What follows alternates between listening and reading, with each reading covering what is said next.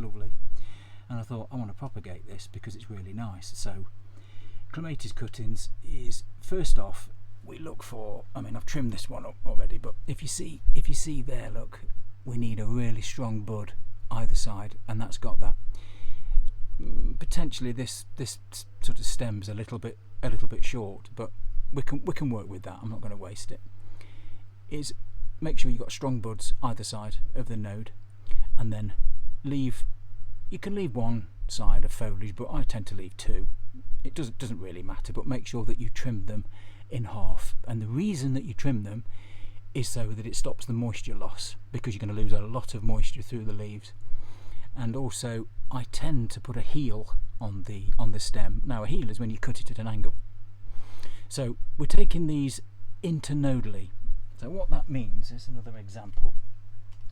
Let me just find another example. There we go. Look, let me just trim that one down.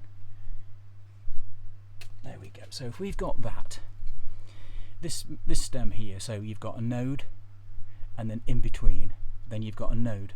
So Clematis cuttings are always cut internodally. So keep your node, but trim them internodally. So if this was going to be an example, we would trim it there, but I always put a heel on it. So the heel would be cutting it at an angle.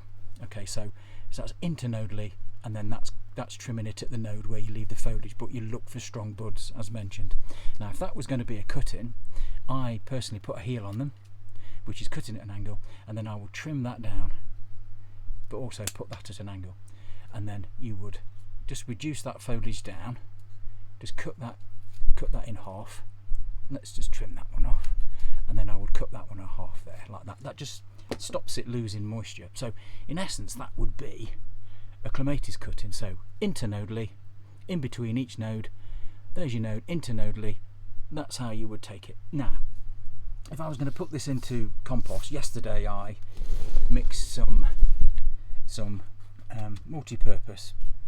Now don't have compost like John in his number 3, because the higher the number, the more nutrient there is in the compost itself. So this is just a basic multi-purpose, and I've mixed it with horticultural sand and horticultural grit. So we're looking at about 50-50. Now having good drainage from the grit, but also the sand will aid the fibrous root growth, but it'll also aid the drainage, but it heats up quicker, so it retains its heat.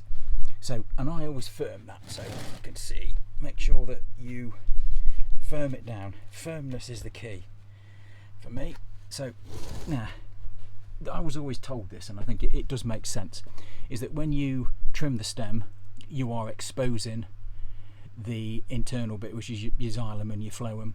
So what I do is dip it in water, then I'll dip it in the hormone rooting powder, and then just gently tap, knock off the excess, and then place that, push that into the soil, but push it down to the node, which is about there. Okay, and then I would work all the way round, and then leave the centre open. But you're thinking, well, why has he got such big pots? I've always used big pots. One is what's available. Two is the fact that you can possibly get 7 or 8 cuttings in there, and they've got plenty of room to establish, plenty of room to put on growth, and they've also got plenty of room to establish, absorb the nutrient, but then mainly is just to let the roots grow. So like I said, make sure you find that you've got a really good bud structure there in the node. I am going to use that one, so dip it in water, dip it in the hormone rooting powder, just gently tap that, and then I'm going to push that one in, down there. Can you just see that? There we go. Let's just do another one. Let's try, yeah, there we go, let's try this one. So as you can see, look, this is so there's your node, internodally, node. So what we need to do is just cut that one internodally about there, put it on a heel. It's got two, you can see those, it's got 2 lovely buds. I'm just going to trim that foliage because we don't need so much foliage. Let's just trim that like that, trim that.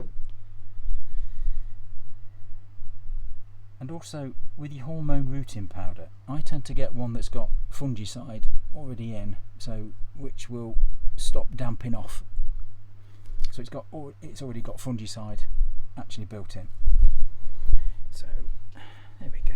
I'm going to use that one. It's on it's a woodier stem, but there we go. I'm just going to trim that.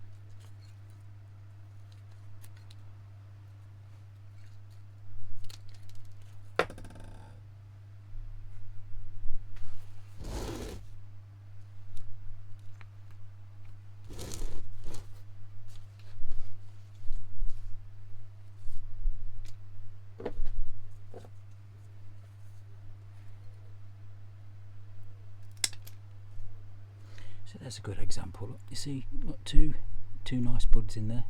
Can you see those? Just going to trim that one off. That's okay. Trim that there. Trim that there. Put a heel on that.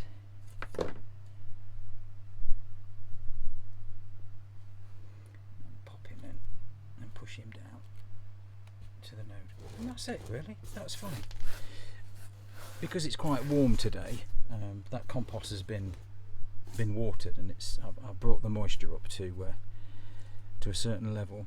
I shall give those a water. You can put a plastic bag over them, but I don't tend to bother because this heat. Keep it in a shaded place, not in direct sunlight. Just check that. Within 6 to 12 weeks, you should be having signs of roots. If you're in a smaller pot, lift it up and look underneath. If curiosity killed the cat and you can't wait, is you usually tend to find that at the bottom of the pot where the drainage holes are, you'll see the little fibrous roots coming out. But within 6 to 12 weeks, don't forget to label that. I shall give that another water and just check it, make sure it doesn't dry out, make sure it doesn't get too hot. Take it out of direct sunlight. And there you go. That's clematis cuttings.